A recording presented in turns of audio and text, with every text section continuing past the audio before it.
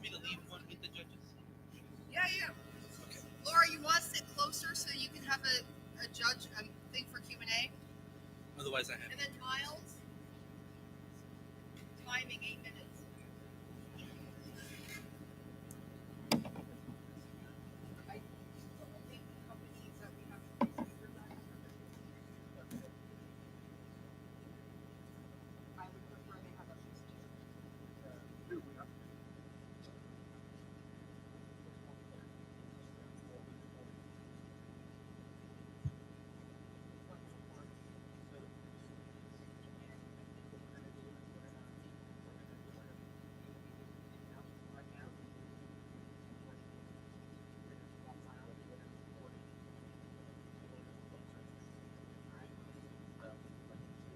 Wow.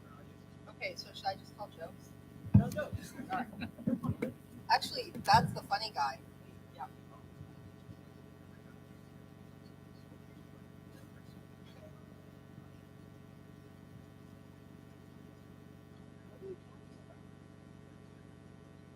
Where's your camera guy?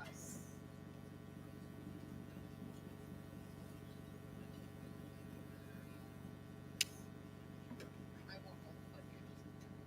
And nothing that not like somebody else. Okay? You can do whatever you want to be as my camera. And then you can all put it. And full rights to use it on rights.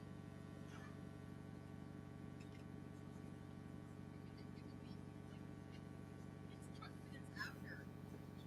We're cool, man. Don't worry. Don't get with any of my cameras. That guy has a camera. That camera. The big one up top. Don't block my cameras.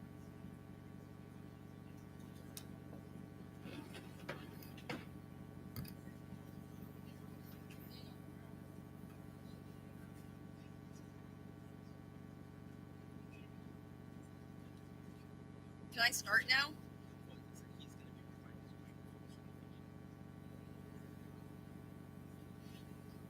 So technical difficulties actually being starting to the chips will stop this.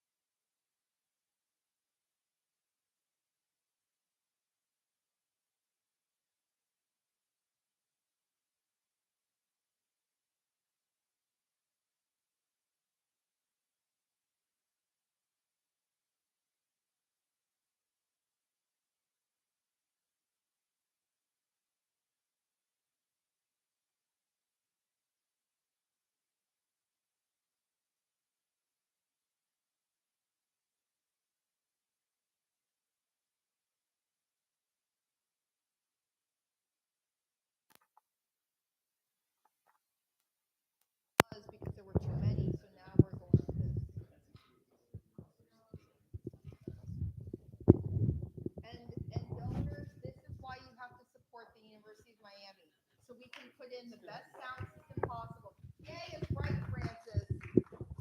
So make your donations to the business school for a proper sound system.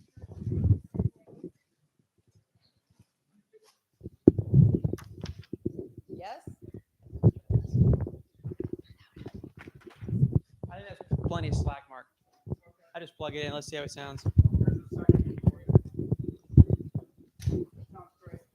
5, 4, you sure?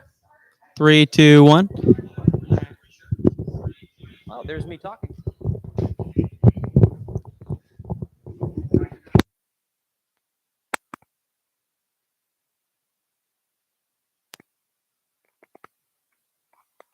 I have to start. I teach in an hour and 20 minutes. We have to go through everything.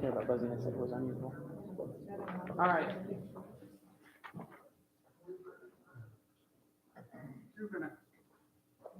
2 more minutes? Who has good jokes? Nobody has a good joke? Do you have a good joke? I have a riddle. Let's hear the riddle. Stand up, young man. What's the riddle? Do the microphone. The microphone's on. What's the riddle?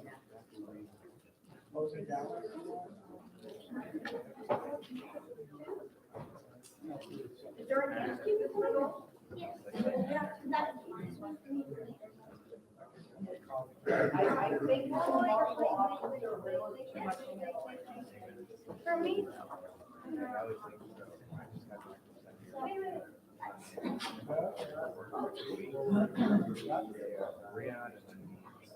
You get up and tell the news. Okay,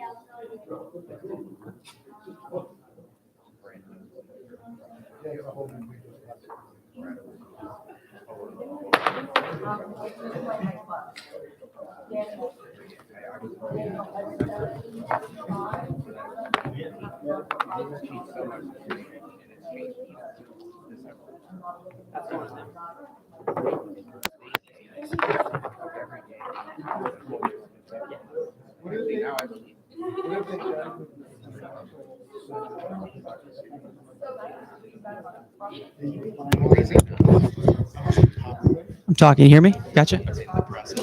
So, guys, you're going to share this microphone. So, just we hand it back and forth. Sure. Yeah, because that's been sitting there for a bit of a ghost town.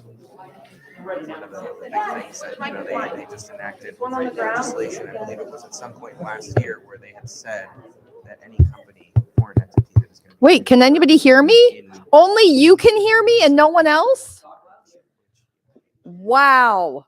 All right. So does this mean that this is not being amplified for the rest of the...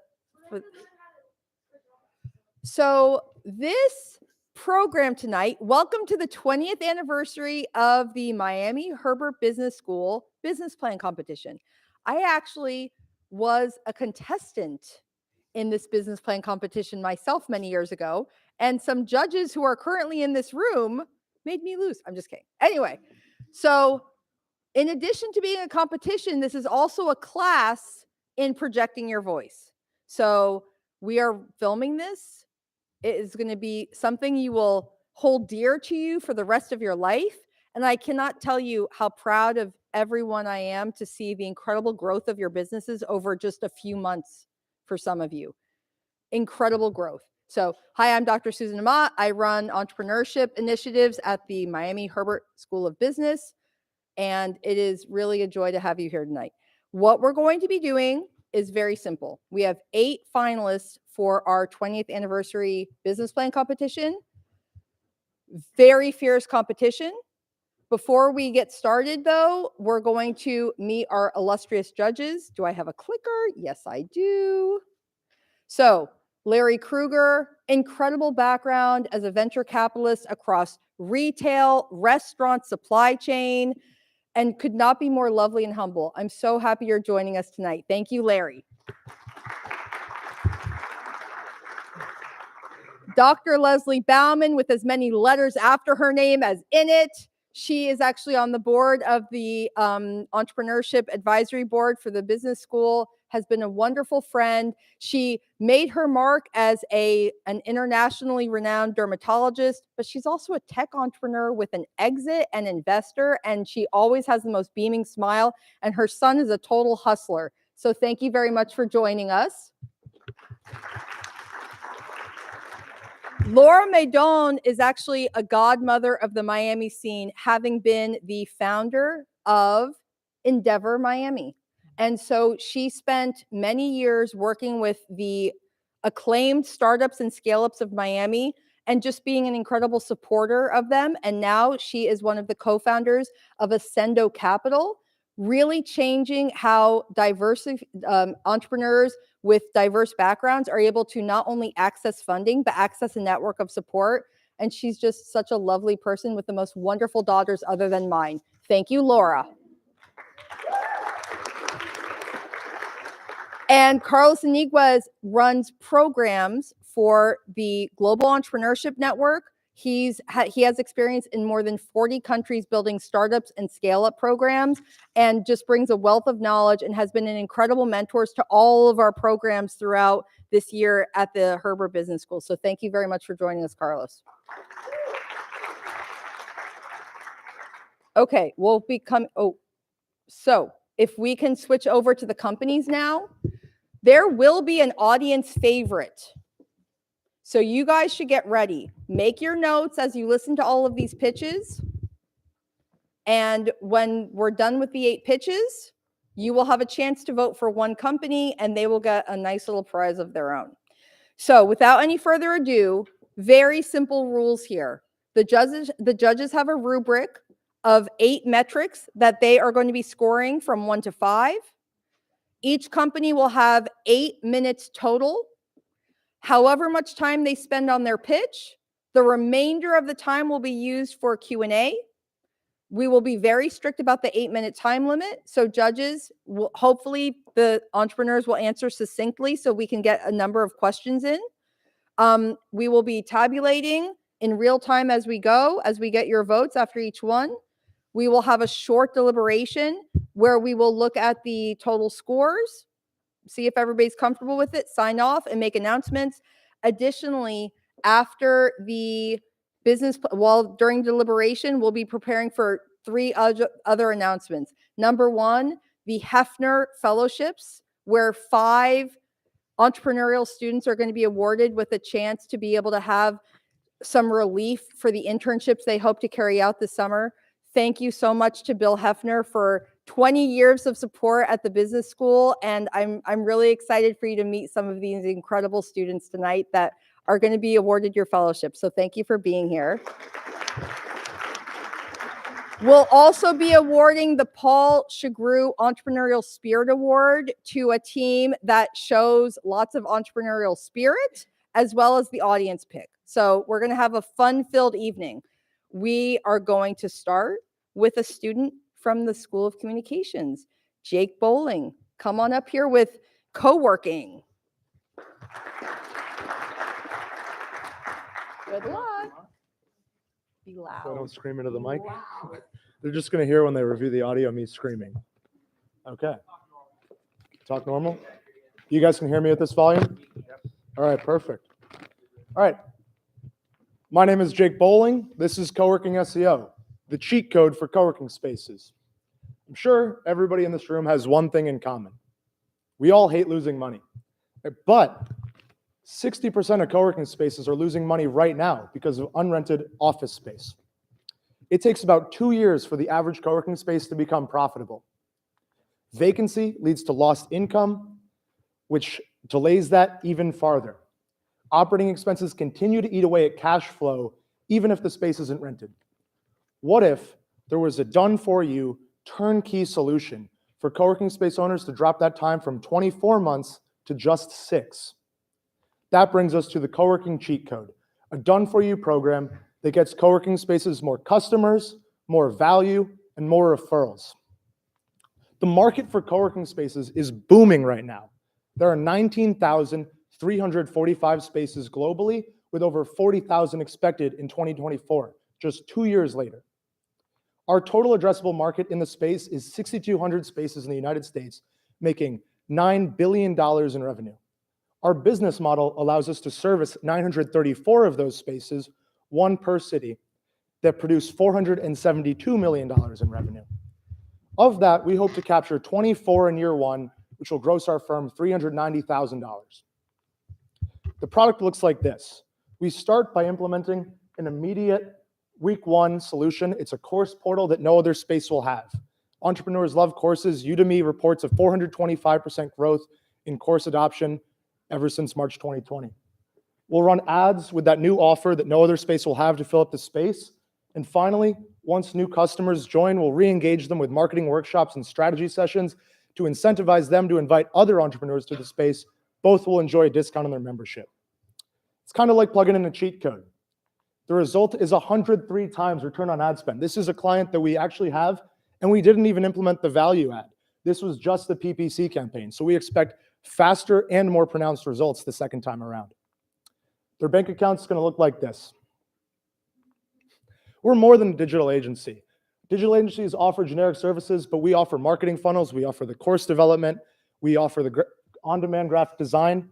For a co-working space owner, the value far exceeds the price. They're going to get done-for-you services. They're going to get the courses and the workshops. They're going to get local exclusivity, and they're going to get industry insights groups, so they'll all be able to talk to each other and swap business strategies. That puts us in a market of one. Most digital marketers offer the generic services. Many of them offer niche down services, but very few offer what we offer, which is industry-specific proprietary SaaS applications, on-demand graphic design, the industry insights group that I just mentioned, and new development of their business. There's zero in the co-working industry that do this. When you look at the competitive landscape, we're the obvious choice. Our biggest competitor, Everspaces, is a specialized consultancy, but they don't offer marketing services. So it's entirely do-it-yourself.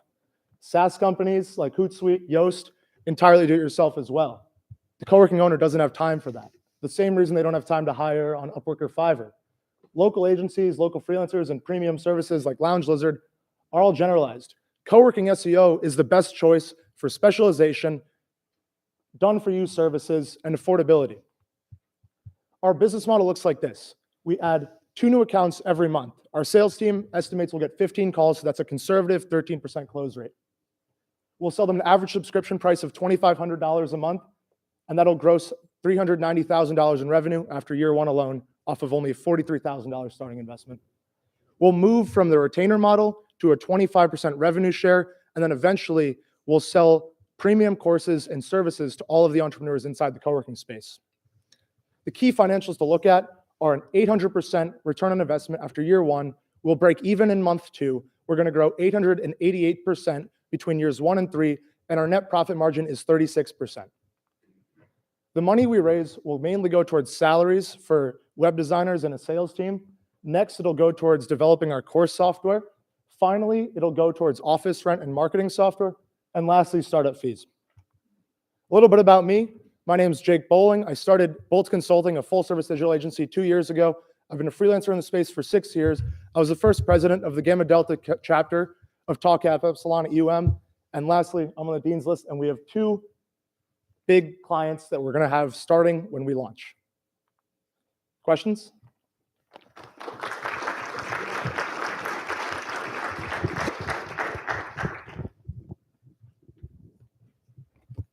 Hi. Hi. From the market opportunity that you showed, the number of co-working spaces, my head was stuck on big companies like WeWork, and they have their own SEO capabilities. So can you tell us more about the market opportunity in terms of smaller co-working spaces? So WeWork, Impact Hub, and Green Desk represent 48% of the market share of co-working spaces, but they only represent 30 to 40 of the actual spaces. The biggest share is independent co-working space owners who have only one space, then followed by independent owners who have multiple spaces in a chain. The smallest percentage is franchises. So our goal is the independent co-working space owner that's trying to compete with the WeWork next door to them. Our mission statement is to, I think it's give them a fighting chance. I forgot how I worded it, but yeah, we're for the guy next to WeWork. I have a question. Go for it. Excuse me. A big piece for me, I think, was just thinking of, specifically like in the Miami market, where there's, Mhm. I think, one of the largest concentrations of co-working spaces across anywhere in the United States. Mhm. Do you run a risk of having multiple clients that are signing on and then basically cannibalizing each other's business while Yeah. using your service, which seems great? That's a very valid question. The part of the business model is an exclusive approach. So we're only going to work with one space in, say, a 10-mile radius. I haven't figured out exactly the mile radius yet because we only have 2 co-working spaces that we work with right now. But like if we work with the lab, we won't work with spaces in Miami. We're only going to work with 1 per city. And then that's what the SAM was, 934 spaces. Most of the spaces are concentrated in cities of over 100,000. Only 15% come from cities with under 100,000. So we'll likely be in a lot of pools where there's more co-working spaces, but we'll just be the best one in the space, in the city. So you mentioned on the revenue model, you go from a subscription model Mhm. eventually to a rev share. Yes. You said 25% of revenue. Is that of gross revenue? Is that a So margin? that's against the benchmark. So we're going to do a benchmark for the past year, and then in the next 12 months, we'll take 25% from the benchmark. Of the revenue that you bring to the table? Yeah, only the gross, the growth. Sorry. Of the growth that you bring. Yeah. And then from a scalability perspective, explain a little bit how your team, so I don't know how big that team is at the beginning, Mhm. and then how does that scale up as you grow, and plan to expand the business? So starting off, we use white label agencies to provide all these services. I've built great relationships with them over the past 2 years running my digital agency, Bolt Consulting. So we're just going to keep using the same people. We've delivered great results to the bench space with that. But cost effective wise, once we cross year 1 and we've developed a strong proof of concept, we're going to look to bring an in-house team because that'll just decrease our wholesale prices on all the services we provide, as well as giving us more transparency in what's going on. Thank you, Dr. Amat. Great job. And we first met Jake just a month ago or so. I got an email. This is night and day. Congratulations. Very proud of you, man. Great job. Next up, we have students from computer engineering and business with Gaia. Welcome up here, guys. We're so happy you're here. Price is right. Let's go.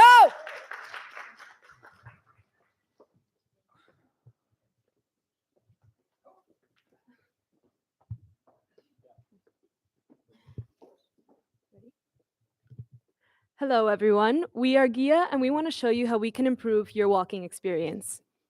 So the big issue is that we found that a lot of people have reported street harassment or assault when walking alone, and we found that 61% of women take additional steps to avoid walking alone in public. Here we have Gaia, the first navigation platform that uses official and crime source data to provide accurate and safe guidance for users, uses our safest routing algorithm. When people are welcomed to the app, they're welcomed with a geolocating crime map that provides recent crime experiences from local and official and crowdsourced data. When users are walking through their city, they're provided access into a route to their destination uses our safety routing algorithm that takes in official and crowdsourced crime data alongside of walkability score, street lights, and street maintenance as well.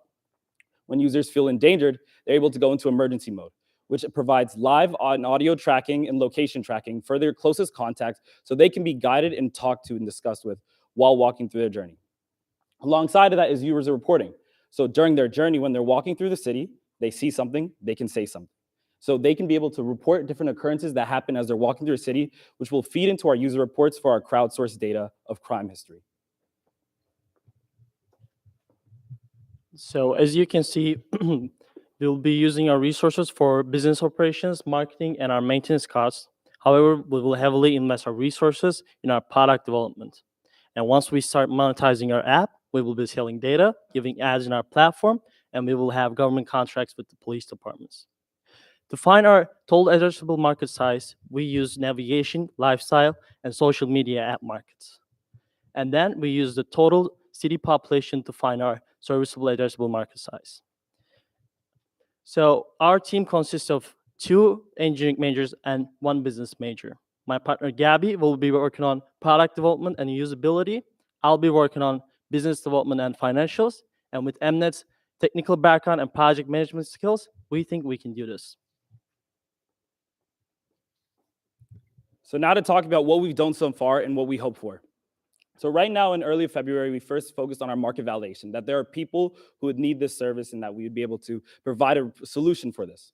Then we went into our prototype design, and right now we're in the process of our data acquisition, where we're currently partnering with Coral Gables Crime, with specifically crime analysts, the GIS manager, and the chief police of Coral Gables to collect a sample data of crime occurrences, as well as a direct pipeline to connections of the official crime reports. Alongside that, we have crowdsourced data as well. We're collecting things such as walkability scores, sidewalks, and streetlights as well. And then after that, in early Q3, we hope to fully develop our MVP and release the market by late Q3.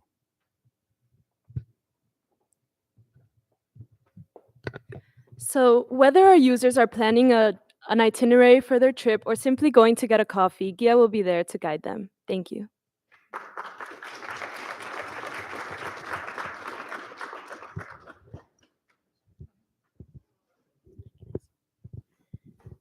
I'm curious to know where your name comes from, and also if you're walking along and you see that you're in a bad area, does it reroute you to a safer area?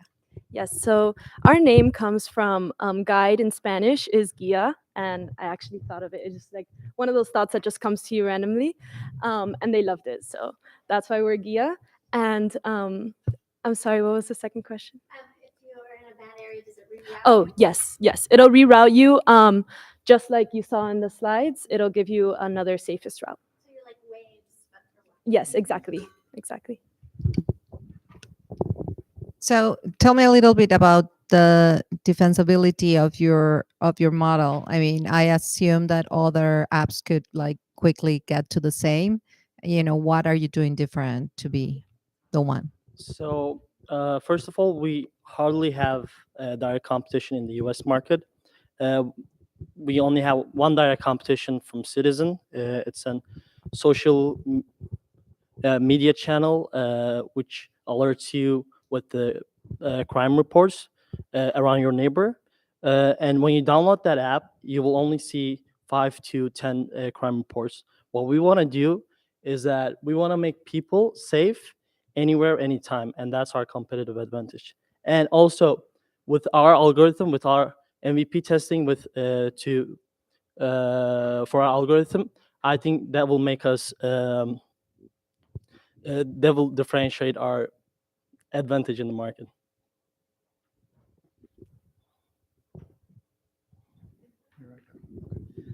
Would you say that this product is geared more toward a tourist that's visiting a city versus a local, or not necessarily? We like to use the word non-local. So anyone who doesn't know the area would be our potential user.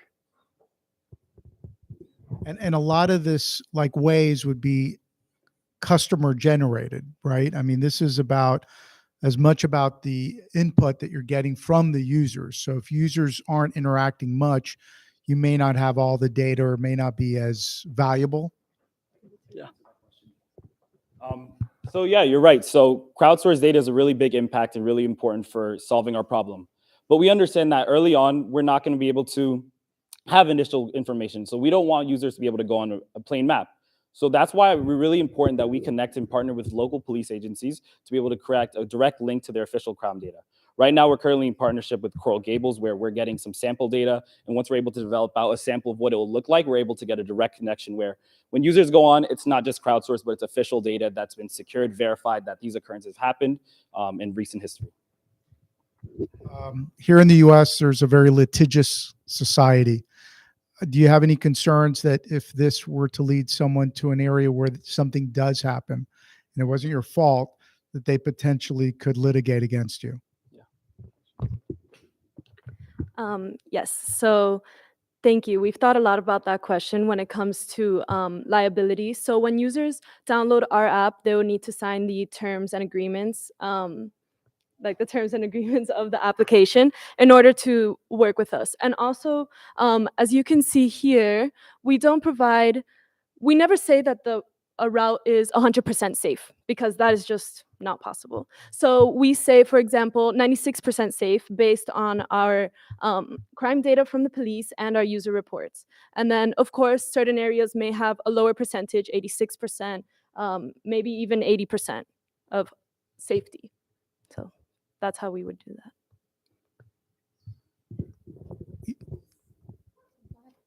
Go back to your revenue model. This is going to be generated mostly city contracts, advertising. What's data packaging exactly? Yeah, so one thing we really found that was interesting is that there are not too many ways to be able to target users or understand how people are walking through a city. We have plenty of navigation apps for the driving market, but not really to understand the walkers, where people are walking, how people are walking. So we believe that when different businesses, restaurants are able to understand, or different markets are able to understand, okay, what is the walking market doing? How are they interacting with their city? We're able to find that as a resource to be able to sell that data out. Our other main source is city contracts, which we really. Thank you All right. guys. Excellent Thank you. job. Thank you. Bye. Clicker. Great job, guys. Next up, we have a wonderful dynamic team. Isabel, come on up here representing Lyman. Woo! You were smart to bring your whole team because now you have 4 votes for audience favorite. Yes, and my mom and grandma. Oh, yay, Mom and Grandma. Here. Thank you. Hi, my name is Isabel. I think we can all agree it's time to get out and truly experience dating again. To start off, my mom comes from the small Caribbean island of Trinidad and Tobago, where Lyman is a colloquially used term to describe hanging out while enjoying food, drink, music, and laughter. If you don't believe me, listen to Queen Latifah describe it.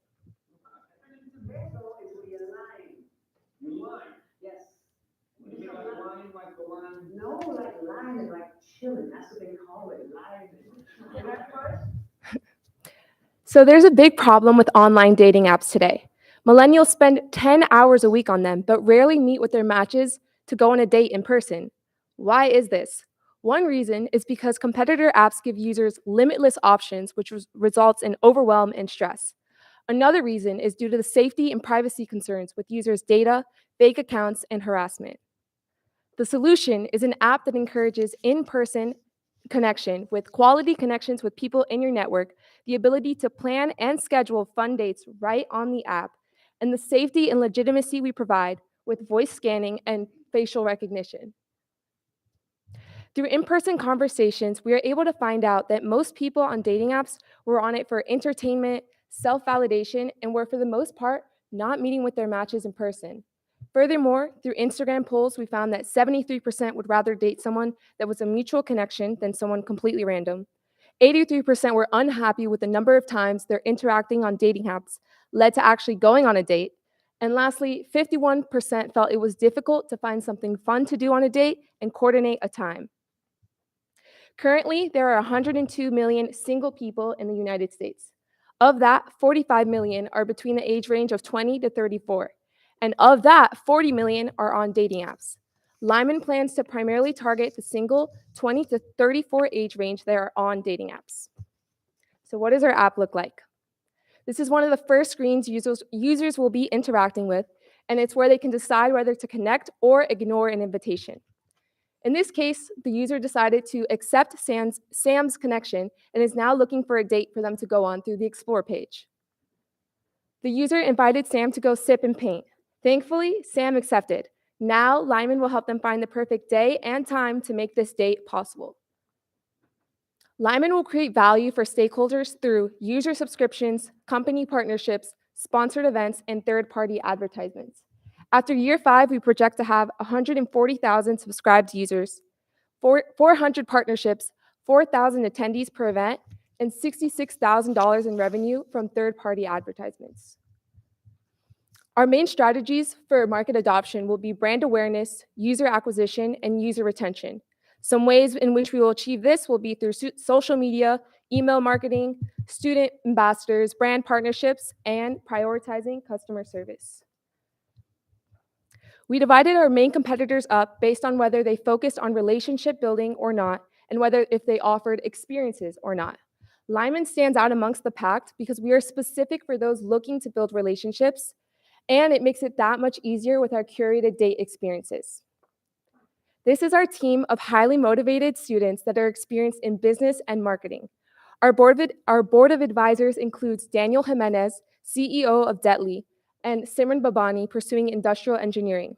We're also looking to bring someone on our team with a computer science background and hire a legal advisor. We are looking for $500,000 in funding to cover app development and ongoing expenses. After year 5, we project to have $14 million in revenue and $10 million in profit. So, are you ready to go, Lyman?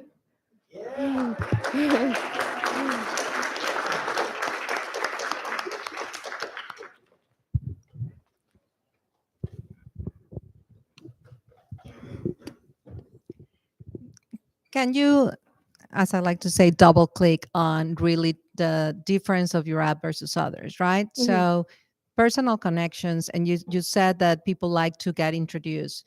But why would I introduce someone through the app if, I know you, I'll probably text you or make the connection and or not, maybe not. And then in terms of user retention, what do you expect? I mean, what success is success that they connect and they go out, or they stay in your app to continue, organizing dates and events?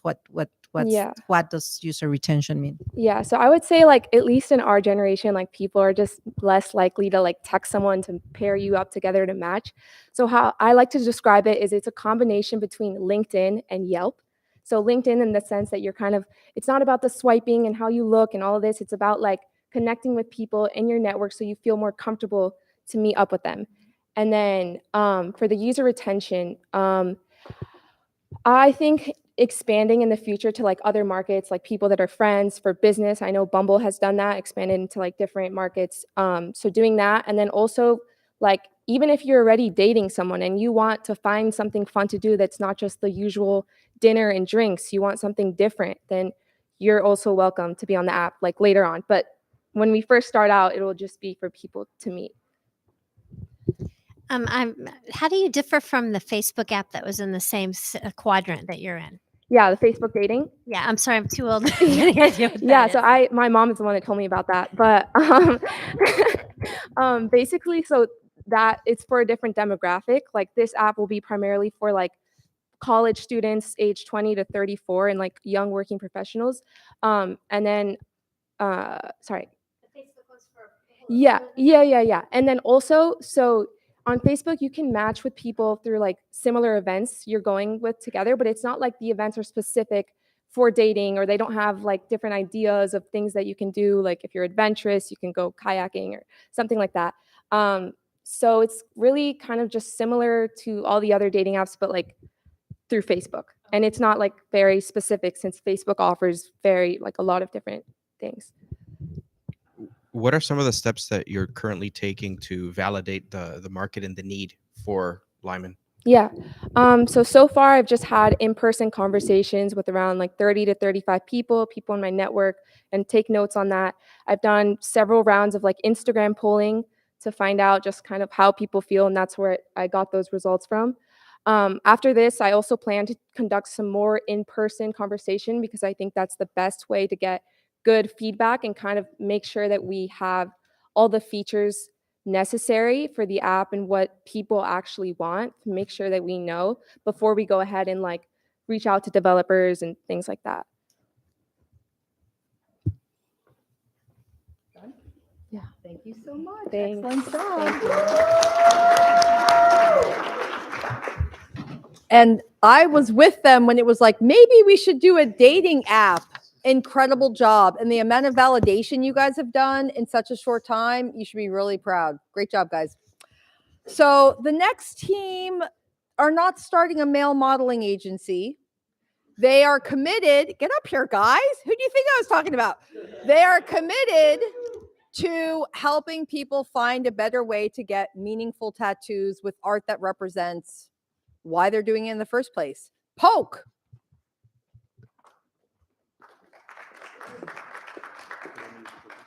What? Awesome. Good evening. My name is Dustin Goodwin. I'm Devin Giulianardo, and this is Poke. Did you know that the tattoo industry is worth over $3 billion and over 75 million Americans have a tattoo? But only 2 mobile apps service the industry. Although there are so many people getting tattoos, there's still 3 main problems with getting your first tattoo. And this is what I experienced myself when it took me over 13 months to get a tattoo. The first problem is it's so hard to find that perfect design. And following that, You have to find the connection with a local artist, and then on top of that, you have to get the confidence to walk into a parlor and get a tattoo for the rest of your life. So the way that we're going to overcome this problem is by using augmented reality. If you're not familiar with AR, the way it works is placing digital objects over real-time display. Nike, Warby Parker, and IKEA, and many more apps already use it to help their customers visualize their products. So why not tattoos? The wireframe here explains what we're going to be doing as our main service. So as you can see in the top right, an artist would be able to publish their own digital portfolio, or you can go through your own profile in the bottom left corner. Once you have that design in mind, you'd be able to try it on with your phone. Right here, you'd be able to look at your phone or look at your wrist and see a tattoo. You can visualize it, and you can go to the design lab, try out different text, colors, and even see what an age filter would look like after your tattoo has been exposed to sun for the last 15 years. Moving past that, you'd be able to book all on our platform. You can speak with artists and get that connection. And finally, you'd be able to send it off to friends and family, get that feedback, because we all know that someone talks about their tattoo way too much. You'd be able to do that all on the app. So moving into the business model, how are we going to make money? First things first, we'll be taking a 2% booking fee of all deposits made through our platform. We plan on implementing an API so that we can schedule with artists directly through the platform. Furthermore, we would do a freemium subscription service that we've priced at $9.99 per month for artists to be able to get added features for lead generation, collecting data, and growing their own individual brand. However, still free for them to use as a social platform and to book with clients. Additionally, ad revenue, similar to that of other apps, and strategic sponsorships in the space. Additionally, we want to look into applications within Web3. We think that augmented reality is the first step into Web3, and tattoos will naturally be something that is very involved with digital characters. So we'd like to explore those opportunities in the future. Moving on, where is our competitive advantage? If you look at companies like Tattoo, Ink Hunter, Inkbox, Pinterest, Instagram, they all have bits and pieces, but when you put it together, that's where you get the greatness of Poke. It's end-to-end. You're able to find the social platform where users are able to feel comfortable in their experience, and artists are also able to grow their own individual brands. And this has been curated by taking market surveys of users in our target group and also going around to tattoo shops and seeing how this will serve them best. It's the only platform that can truly take both user and artist from idea to ink. So here's our market. We've identified a 20 million people within a serviceable, obtainable market based on similar apps in the space and our target age group. Moving forward to about 54 million people in the serviceable, applicable market and a total serviceable market of around 100 million people. So here is our acquisition strategy for both users and artists. First things first is we want to be able to get to the point where we have a demo and we can go in and show artists the value we will create for them. Once we show them this value, inherently they will want to get their clients and people on the platform. It is a way for them to grow their brand and make things better. And they will direct them to our landing page where we can collect emails before we even launch the app. Furthermore, we would do search engine optimization and marketing campaigns via social media and influencers. I just mentioned that landing page. This is what we're working on right now. So when people can come to our domain, they'll land here and they will join the waitlist so we can get signups before we even launch the app. And onto our roadmap. So we started off by doing market validation, market surveys back in the fall. We then developed our first original landing page and then competed in the U-Pitch competition in the fall where we won and then moved on from here. And we are trying to now look for a CTO that can lead our outsourced development. They will be someone in a managerial role with us, working with us to kind of be between the business function and also having the technical expertise to help us develop the app. Moving from there, once we have a demo, we can start bringing artists to the platform and launching a marketing campaign to get users to sign up before we even launch. And then once we get to the time of launch, the app will be developed and we can grow from there. So this right here is our team. Well, my name again is Dustin Goodwin. I'm a junior at University of Miami. I'm a dual major in business technology and entrepreneurship. And I work at the XR lab at University of Miami. And I've been getting experience leading augmented reality projects. Meanwhile, this is my co-founder, Devin. He is also a junior at the University of Miami, double majoring in finance and business technology while working in finance for the last couple of years and has helped e-commerce businesses strategize. We are seeking a CTO and also seeking a advisor in the space. With $105,000 through an angel investment, we believe that we can fuel the launch of this app through app development, marketing campaigns, and artist acquisition. So now let's turn this idea to ink. Thank you, guys.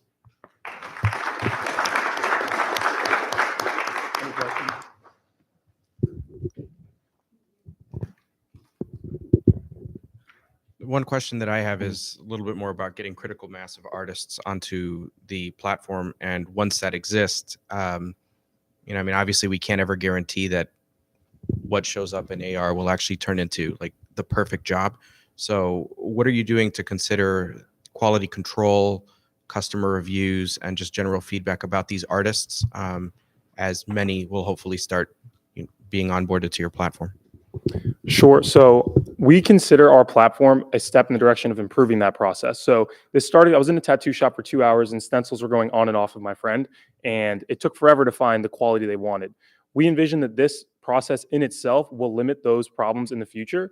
And however, that would be between artist and client. It wouldn't necessarily, we wouldn't see the risk lying on us or the liability on us if they were to not be happy with the product. But would there be self-rating? Would there be rating like Yelp and things of that nature? Yes. So that as people will go, if they have a bad experience, at least obviously they're going to be graded accordingly. Now, at the same time, obviously you may have some retailers that decide to get out of that because no one's going to go, right? Right. And that's the point of the social platform, where you're able to look at these artists, the work they've done, other users, their experiences with them. You can post pictures of the tattoos that you've gotten. So you can really get a feel for the artist, the kind of work they do, the shop that they're in, and you can almost feel like you're getting that tattoo before you walk into the shop. Did you share revenue projections for the next few years? I know you talked about the different revenue model of where you're going to get it, but did you share anything on We didn't share projections? any exact revenue projections, though. Any initial thoughts? Are you starting geographically, or? I think that we can start here in Miami. It's the most populated city for tattoos. And then furthermore, we can look to shops in the area. And I think that we, within a year, can get 30,000 artists on the platform. And we believe that we can create enough incentive with that even if 30% of them did that, you'd be looking about 120 in revenue top line from just the subscription for the freemium subscription. And then if we can get bookings through our platform, that would be an average of $2 booking fee. Just to clarify, that 2% of bookings, what's the actual convertibility of that revenue, right? If I book a tattoo, I mean, I'm not going to pay up front as a client. So how do you know that they don't go offline? So in similar spaces with tattoos, how it will often work is a deposit is paid through the platform, and we'd be taking a percent of that deposit as we were able to generate this lead for the tattoo artist. So generally the average tattoo is around $250, deposit of around 50 to 100. You'd be making anywhere from $1 to $2 per booking. Thank you, guys. Great job. Now, this next pitch will not put you to sleep, unlike the product. Sono shots, let's do it. Run on down here.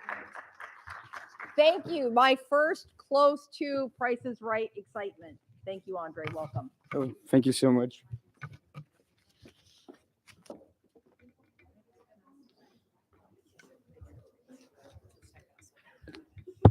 Hello. Can I start? Good afternoon, everyone. My name is Andre, and I would like to start this presentation with a simple statement that every great dream begins with a dreamer. And the reason for that is because every time we sleep, we're dreaming, and we're aspiring, and we're desiring, and all our ideas come to mind when we're dreaming. So I don't know why, but people neglect sleep. And sleep is one of our 3 pillars in our life, along with food and our connected relationships.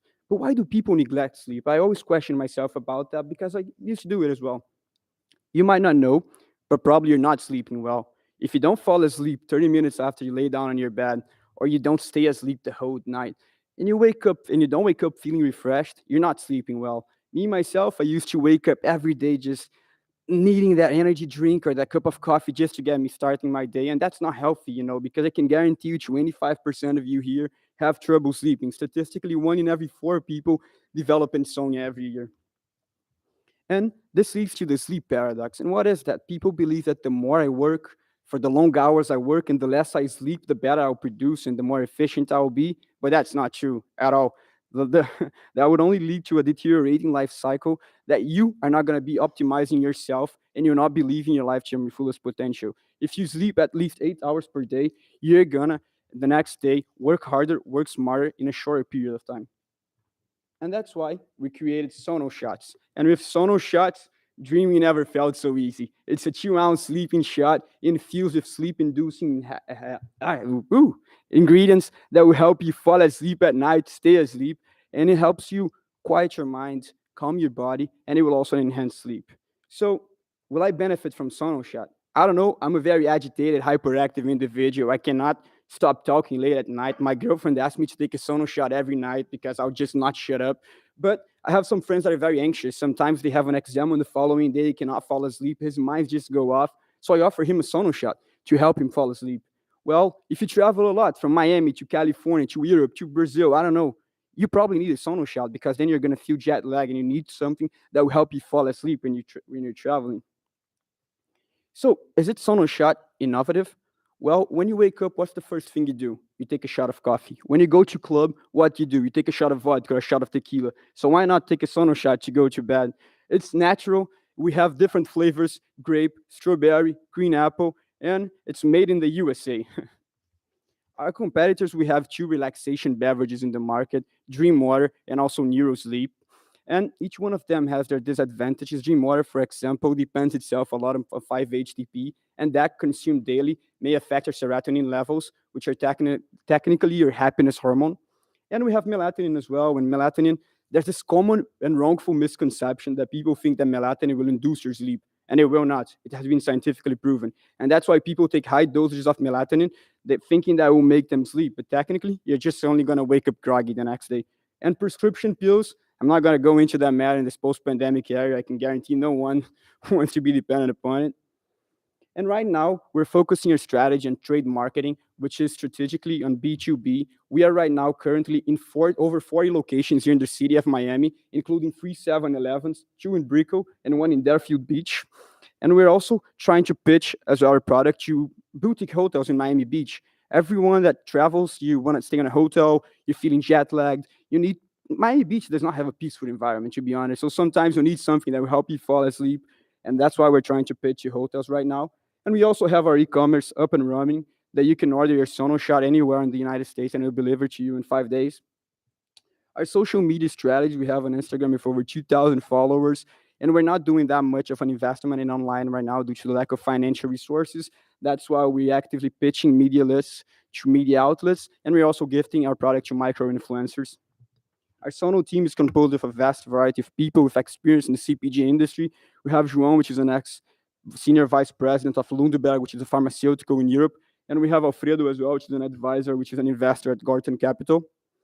And our SonoShot's manufacturing process is quite simple, vertical, but it requires a lot of caution because we outsource premium high-quality ingredients from the United States to our third-party facility, where it's then condensed all together in our unique bedtime blends, and then our SonoShot is born and shipped to our warehouse.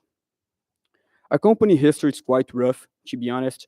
We originated from 2019, but then after 1 year and a half of extensive R&D, our product got ready in April 2020, a batch of 5,000 units. But due to the COVID pandemic and travel restrictions and everything that occurred, our product stayed in a warehouse for 1 year and a half without me even seeing and be able to touching it. So right now, we're literally just deciding our new strategic planning for the upcoming year of 2022. In our financials, if you go to a 7-Eleven in Brickell, for example, you can buy our product for $3.99 for retail for a final customer. And if we're selling, for example, to an independent store, of a mom and pop, we'll sell them for $2.40 because they need a 40% margin. But usually sometimes you got a middleman, so you got to sell them for $1.80. And if we manage to produce in high volume, we can reach a gross margin of 60% at a cost of $0.80. Here's our financial projections. You cannot probably read it very well, but it's quite conservative right now due to the fact that we stayed 1 year and a half without operations.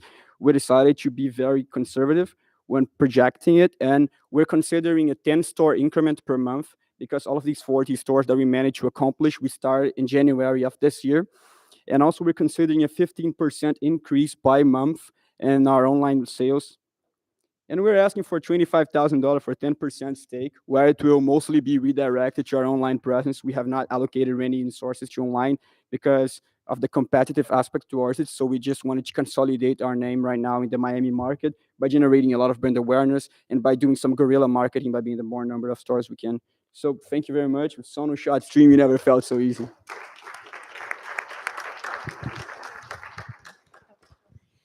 So what are the ingredients? Here for you too. Oh, thank you. What are the ingredients that make you sleepy? So there's a couple of sleeping active ingredients like chamomile, GABA passiflora, and I would say they are differentiated right now is the fact that we're infused with CBD. We're not only a CBD product, we're a product that has as the tip of the iceberg the CBD, because the CBD will promote some sort of relaxation in your body. Will also help you with muscle recovery, and it will also help you in the next day not wake up feeling groggy, which happens sometimes when you take something that will help you sleep. So from a product differentiation Yeah. perspective, you just listed the ones that are shots or similar. Well, Yeah. Dream Water and then melatonin and Yeah. other pills, but you have many other CBD products that are targeting, For sure. dream. So No, for sure. But that's why I say that my product is not a CBD product. It is a sleeping shot infused with CBD. CBD is a plus. Nowadays, people try to sell CBD just for the sake of selling CBD. Don't even know what they're selling. So the CBD is infused in our product because it helps our product create a holistic approach to sleeping. Right now, Dream Water does not have CBD. Our product has. And okay, I'm sorry. And it also helps you like wake up in the next day not feeling groggy. And with the other combination of natural sleep-inducing ingredients, you have a more holistic approach. Thank you very much, Andre. Thank you. One of my favorite people is an insomniac, so I'm especially excited about what you're doing. I don't know if I'm going to let my 10-year-old use it, but we'll see. Yeah, okay. All right. So next up, we have our MD MBA student who wowed us at the pitch competition a couple of months ago, and I'm so happy to introduce Crystal Clear. Hi, sweetie. Hold it up, okay? There's your clicker. Thank you.